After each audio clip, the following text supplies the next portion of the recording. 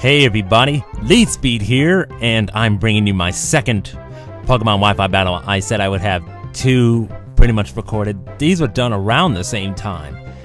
And, yeah, like the last one, it's pretty freaking random, so, yeah, don't expect, like, anything too competitive or anything, because, you know, that's not really the case here, and I'm gonna explain why I say that. Or you might be able to figure it out if you watch this battle, so... My opponent is joeywheeler6. I think he goes by a different username on YouTube, but I'll get the YouTube channel link if I can get it, so yeah. Anyways, he's gonna lead with Meganium and I'm gonna lead with Yuxi. And pretty much he has a freaking sunny day solar beaming Meganium, which I have not seen in ages. I think I have last seen one of these in like back in the days of gold and silver and crystal.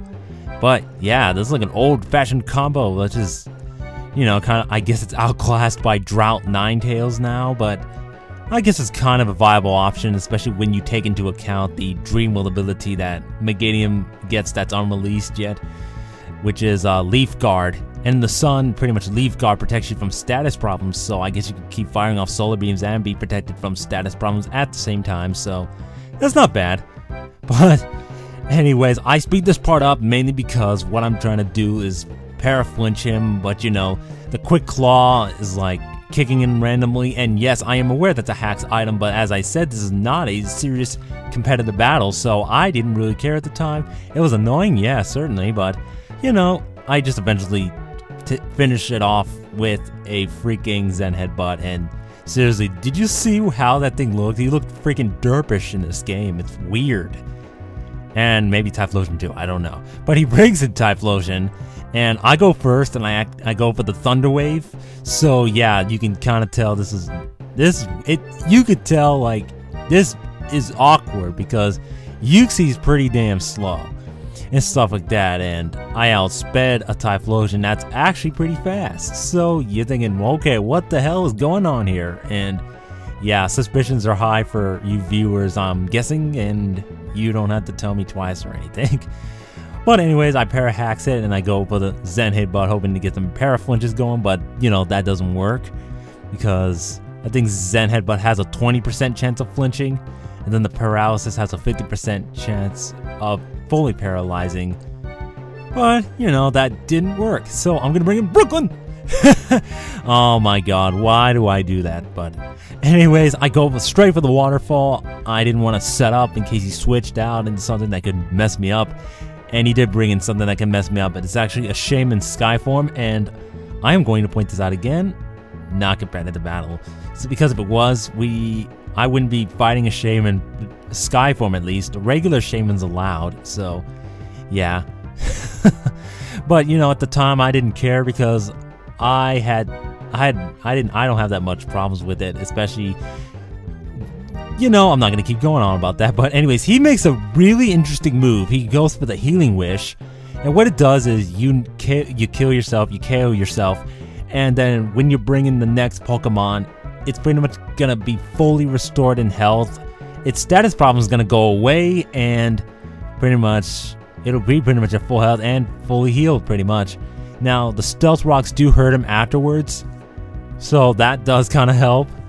But you know, Thunder Wave it again because, you know, I'm mean like that, and Paralysis hacks is kind of, well, Paralysis is one of my favorite hacks to inflict. You know, I guess Toxic would be number 2 because, you know, with Paralysis I can stop sweepers pretty easily, especially if they're choice and they're pretty much useless. But I switch to Paraligator, but you know, he gets paralyzed, so that did not matter. But I am going to get a Swords Dance up, and he gets paralyzed again, so that is really unfortunate for him, but in the long run, I was going to take him out regardless. I might have just taken an extra hit and stuff like that, but you know, that's how life goes, especially in battles. You get haxed, I get haxed, we all get haxed. But I noticed people were like, well, why is it never a big deal when the player gets the para-hacks? But it's always a big deal if the player gets the para-hacks inflicted on them. I actually kind of wonder that too, actually, because, I mean, I am guilty of this, but I'm actually kind of curious of that myself. You know, I wonder why. But anyways, I go for the +2 waterfall on Torterra. He lives it and then takes me out with the Leaf Storm, so I'm caught up. But, you know, Heracross is just going to be able to easily revenge kill with the close combat. Now, I could have went for Mega Horn and prevent the stat drops, but, you know, that wasn't worth it because he has a Blaziken.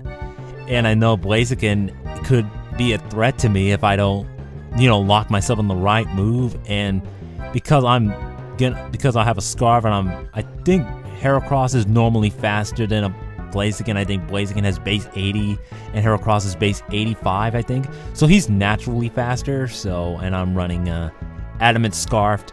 So I don't know what he had, but or if he had anything, I don't know. But his last Pokemon is a Feraligatr. So as you can tell, his team has a lot of starter pokes on it, which is, I think every poke except for his Shaman Skyform is a fully evolved starter, which is kind of interesting. I mean, it's been a while since I faced any kind of team with fully evolved starters. In fact, the last time that happened, I think I was playing Pokemon Stadium 2, and I faced Red, and Red had like half of his team were the, I think they were the Johto starters. So yeah, he had half of his team were the Johto starters. He had a Scizor. He had, I think he had an Espeon, I forget. I know he had a Tauros, though. I forget what his 6th Pokemon was, but yeah, this did kind of remind me of that.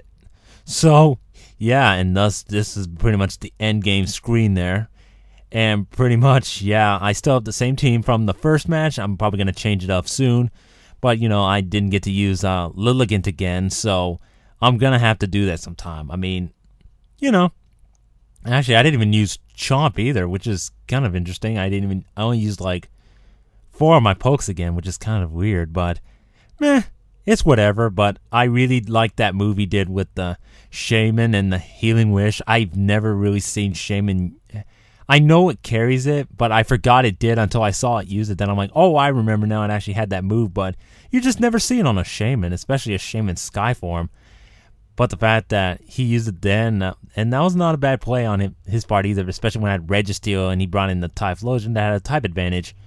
But, you know, Parahax pretty much ruins his day and stuff. But, yeah, YuseiTheSynchroHero / Lead Speed, signing out. And peace.